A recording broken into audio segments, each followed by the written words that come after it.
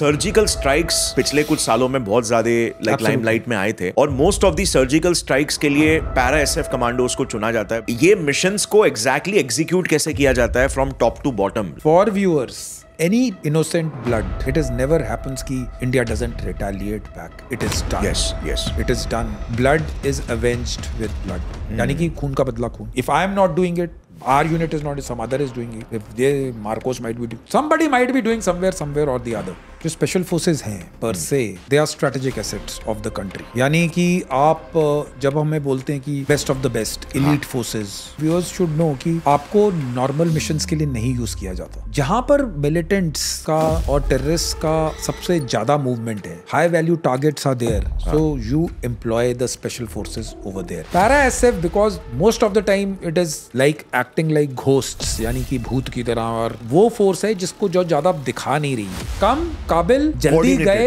Coordination के साथ गए, अंदर गए, डैमेज इन्फ्लिक्ट किया, जब तक किसी को पता लगा वापस।